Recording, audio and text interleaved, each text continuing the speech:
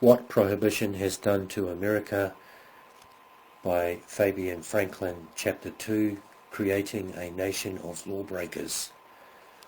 In his baccalaureate address as president of Yale University in June 1922, Dr. Angel felt called upon to say that in this country the violation of law has never been so general nor so widely condoned as at present, and to add these impressive words of appeal to the young graduates. This is a fact which strikes at the very heart of our system of government, and the young man entering upon his active career must decide whether he too will condone and even abet such disregard of law, or whether he will set his face firmly against such a course. It is safe to say that there has never been a time in the history of our country when the president of a great university could have found it necessary to address the young Americans before him in any such language. There has never been a time when deliberate disregard of law was habitual among the classes which represent culture, achievement, and wealth. The classes among whom respect for law is usually regarded as constant and instinctive. That such disregard now prevails is an assertion for which President Angel did not find it necessary to point to any evidence. It is universally admitted. Friends of prohibition and enemies of prohibition, at odds on everything else, are in entire agreement upon this. It is high time that thinking people went beyond the mere recognition of this fact and entered into a serious examination of the cause to which it is to be ascribed. Perhaps I should say the causes, for of course more causes than one enter into the matter. But I say the cause for the reason that there is one cause which transcends all others, both in underlying importance and in the permanence of its nature. That cause does not reside in any special extravagances that there may be in the Volstead Act. The cardinal grievance against which the unprecedented contempt for law among high-minded and law-abiding people is directed is not the Volstead Act but the 18th Amendment. The enactment of that amendment was a monstrosity so gross that no thinking American 30 years ago would have regarded it as a possibility.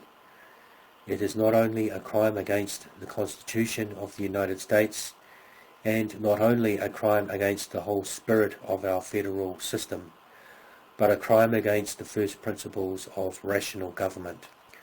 The object of the Constitution of the United States is to embed in the organic law of the country certain principles and certain arrangements for the distribution of power, which shall be binding in a peculiar way upon generation after generation of the American people.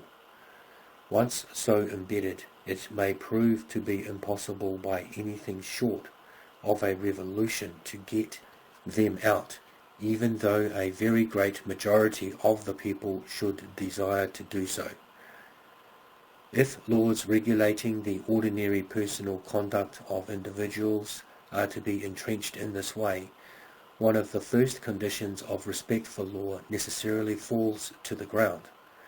That practical maxim which is always appealed to, and rightly appealed to, in behalf of an unpopular law, the maxim that if the law is bad, the way to get it repealed is to obey it and enforce it, loses its validity. If a majority cannot repeal the law, if it is perfectly conceivable and even probable that generation after generation may pass without the will of the majority having a chance to be put into effect, then it is idle to expect intelligent free men to bow down in meek submission to its prescriptions. Apart from the question of distribution of governmental powers, it was until recently a matter of course to say that the purpose of the Constitution was to protect the rights of minorities, that it might ever be perverted to exactly the opposite purpose, to the purpose of fastening not only upon minorities, but even upon majorities, for an unlimited future, the will of the majority for the time being, certainly never crossed the mind of any of the great men who framed the Constitution of the United States. Yet this is precisely what the prohibition mania has done. The safeguards designed to protect freedom against thoughtless or wanton invasion have been seized upon as a means of protecting a denial of freedom against any practical possibility of repeal. Upon a matter concerning the ordinary practices of daily life, we and our children and our children's children are deprived of the possibility of taking such action as we think fit, unless we obtain the assent of 2/3 of both branches of Congress and the legislatures of 3/4 of the states. To live under such a dispensation in such a matter is to live without the first essentials of a government of free men. I admit that all this is not clearly in the minds of most of the people who break the law, or who condone or abet the breaking of the law. Nevertheless, it is virtually in the minds, for whenever an attempt is made to bring about a substantial change in the prohibition law, the objection is immediately made that such a charge would necessarily amount to a nullification of the 18th Amendment, and so it would. People therefore feel in their hearts that they are confronted practically with no other choice but that of either supinely submitting to the full rigour of prohibition, of trying to procure a law which nullifies the Constitution, or of expressing their resentment against an outrage on the first principles of the Constitution by contemptuous disregard of the law. It is a choice of evils, and it is not surprising that many good citizens regard the last of the three choices as the best. How far this contempt and this disregard has gone is but very imperfectly indicated by the things which were doubtless in President Angel's mind, and which are in the minds of most persons who publicly express their regret over the prevalence of law-breaking. What they are thinking about, what the Anti-Saloon League talks about, what the Prohibition enforcement officers expend their energy upon, is the sale of alcoholic drinks in public places and by bootleggers. But where the bootlegger and the restaurant keeper counts his thousands, home brew counts its tens of thousands.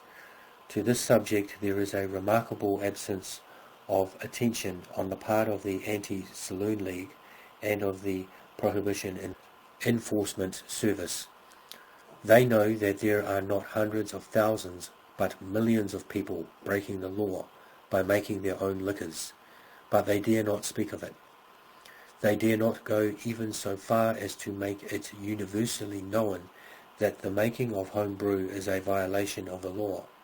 To this day, a very considerable number of people who indulge in the practice are unaware that it is a violation of the law, and the reason for this careful and persistent silence is only too plain. To make conspicuous before the whole American people the fact that the law is being steadily and complacently violated in millions of decent American homes would bring about the realization of the demoralizing effect of prohibition, which its sponsors, fanatical as they are, very wisely shrink from facing. How long this demoralization may last I shall not venture to predict, but it will not be overcome in a day, and it will not be overcome at all by means of exhortations. It is possible that enforcement will gradually become more and more efficient, and that the spirit of resistance may thus gradually be worn out. On the other hand, it is also possible that means of evading the law may become more and more perfected by invention and otherwise, and that the melancholy and humiliating spectacle which we are now witnessing may be of very long duration, but in any case it has already lasted long enough to do incalculable and almost ineradicable harm. And for all this it is utterly idle to place the blame on those qualities of human nature which have led to the violation of the law. Of those qualities some are reprehensible, and some are not only blameless but commendable. The great guilt is not that of the lawbreakers, but that of the lawmakers.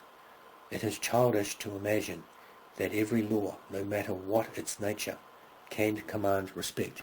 Nothing would be easier than to imagine laws which a very considerable number of perfectly well-meaning people would be glad to have enacted, but which, if enacted, it would be not only the right but the duty of sound citizens to ignore.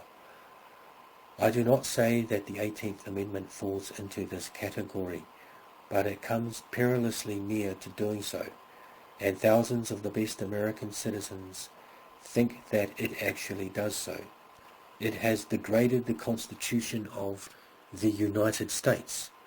It has created a division among the people of the United States, comparable only to that which was made by the awful issue of slavery and secession. That issue was a result of deep-seated historical causes, in the face of which the wisdom and patriotism of 3 generations of Americans found itself powerless. This new cleavage has been caused by an act of legislative folly, unmatched in the history of free institutions.